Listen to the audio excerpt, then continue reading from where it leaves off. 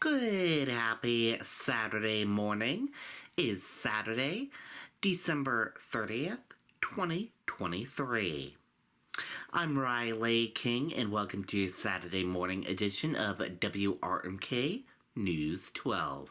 We have a lot of news to get to this Saturday morning, so let's get started right now.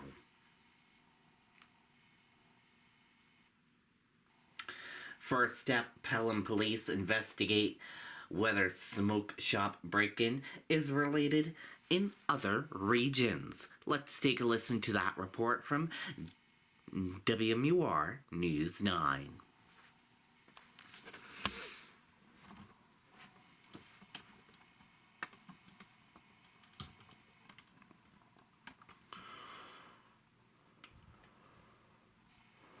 This was definitely a targeted break. It was very well organized. Smoker choice in Pelham. The latest smoke shop broken into and burglarized when two men dressed in all black getting out of an SUV kicked in the shop's door and filled bags with shop merchandise. But whether or not this break-in was connected to the string of others at smoke shops in Woburn, Saugus, and Framingham is still being investigated by police. We're not saying that it's definitely linked to the regional problem, but we're not naive to look at the big scheme of things. So you can't get tunnel vision that it's automatically linked in there, but you have to look at every aspect. So. Chief Perriello says Pelham police have been in contact with police from those communities, comparing notes on similarities and differences caught on security cameras and keeping an eye out for things like timing and the tools used to break in. Are they kicking in doors? Are they breaking in? Do they know the layout of the store? Do they know how to get in and out of there very quickly? Those are the things that we talk about.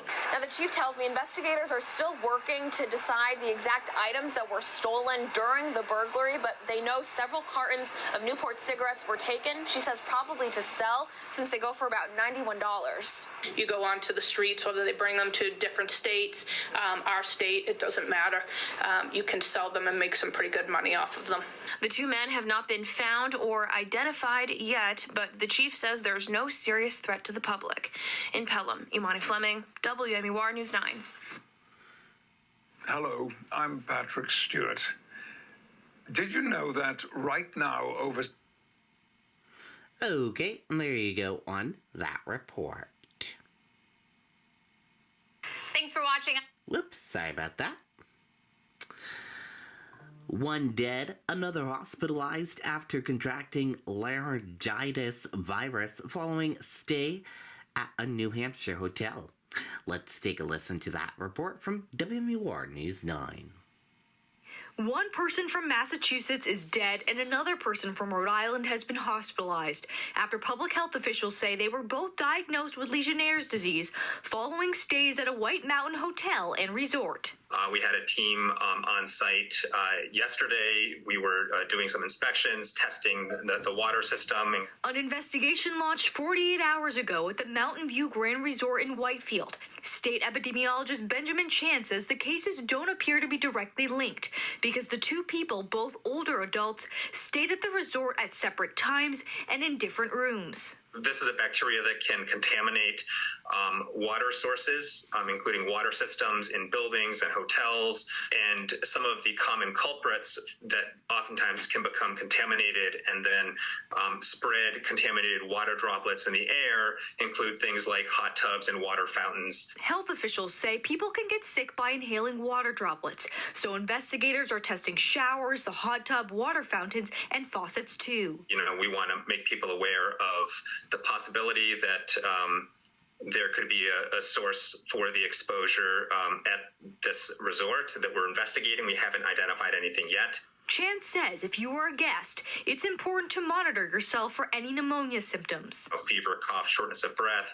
The resort sharing in a statement saying in part, we are continuing to follow our stringent and consistent protocols to ensure the utmost health and safety of our guests and employees while we await test results recently conducted to confirm the potential source. So at this point, there's no evidence that this is part of a bigger outbreak. If you had a trip planned to the hotel, Chan says the best thing that you can do is talk to your doctor to assess your risk. We're live in the studio tonight. Ariel Metropolis, WMUR News 9. Okay, there you go on that report. Manchester police change Harmony Montgomery tip line number. Let's take a listen to that report from WMUR News 9. Manchester police say they are changing the number for the Harmony tip line. That number is now 603-932-8997. You see it there on your screen again. That is 603-932-8997. Now, while her father is charged with her murder, police are still trying to find her body. There is a reward for anyone who provides information that leads to that discovery. Okay, and there you go on that report.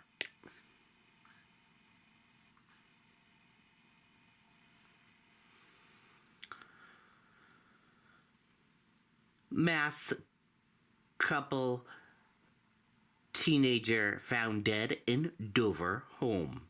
Let's take a listen to that report from WCVB Boston. Nikki Haley promised. I will not now, not ever, support raise. Found out there may have been recent financial strain on this family, and we're also learning more about the youngest victim and her love for singing. It's tragic. I mean, we see this too much and too often. A holiday tragedy in Dover. Authorities say all three members of the Kamal family were found dead in their estate on Wilson's Way. 18-year-old Aria, her mother, 54-year-old Tina, and father, 57-year-old Rick. A gun found at the apparent murder-suicide scene. I don't know who was registered to at this time. That's part of the ongoing investigation, and I will not tell you at this time where it was found, but it was found, I guess I would say it was found near the husband. I'll just leave it at that.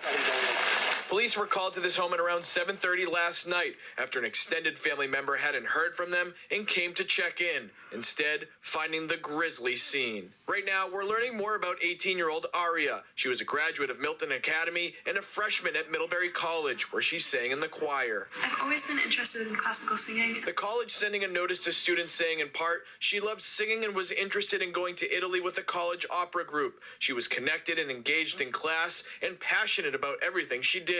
Meantime, the DA says there were never any 911 calls from the Kamal home, no apparent problems or domestic violence issues.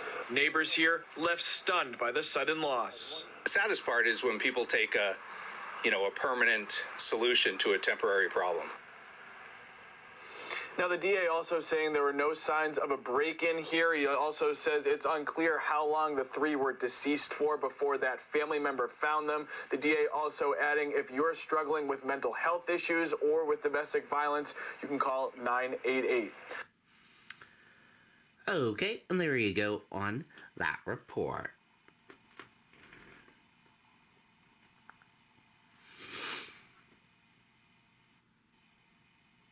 Bangor nightlife lacking a variety, but bar owners, bartenders hopeful for growth.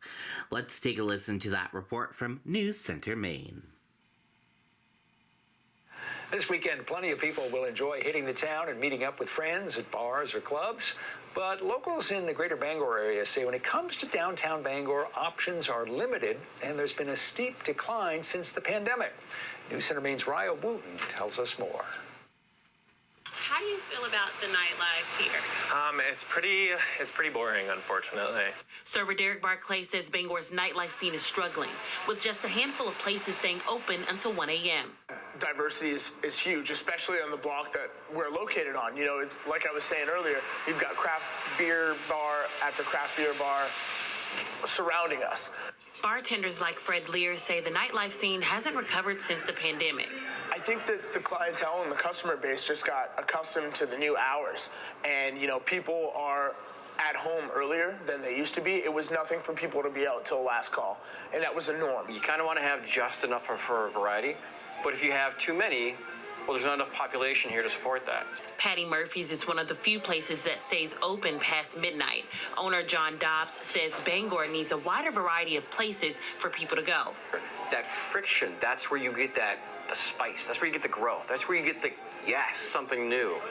But for Dobbs, there has to be balance. Nobody wants West Market Square to turn into where all the bars are, and every single weekend it's fights and it's crazy and it's this. You want it to be in a responsible way. For the businesses that are staying open late, Lear says sales are still strong.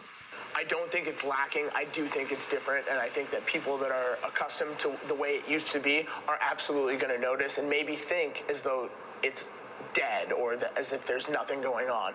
Ultimately, I just think it's changed, and with that change, it is slowly but surely redeveloping into what it's going to become. In Bangor, Riley Wooten, News Center, Maine. Okay, and there you go on that report.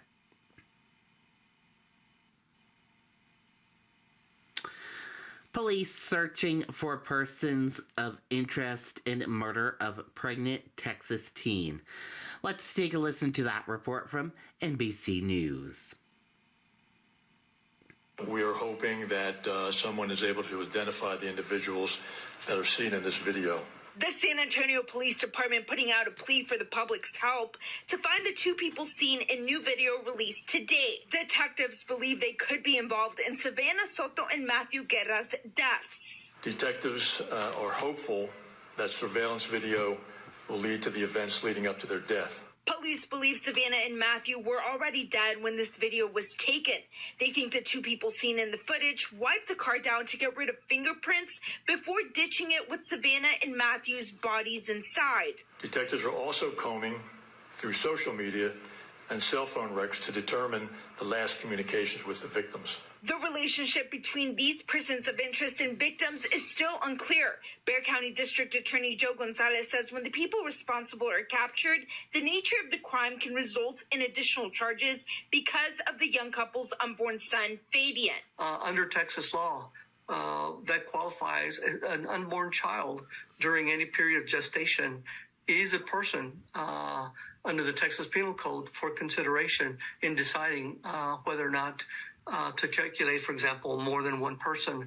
District Attorney Gonzalez also hoping these people are found so his office can bring justice for the victims and their families. That we're going to do everything humanly possible to hold this individual or individuals accountable. Stephanie Escobar, News 4, San Antonio.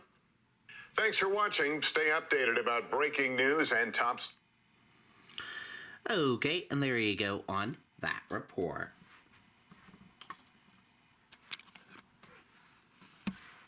And that does it for this morning edition of WRMK News 12. Thank you for watching. Have a great day, and see you back here later on today for another newscast. Goodbye, everyone.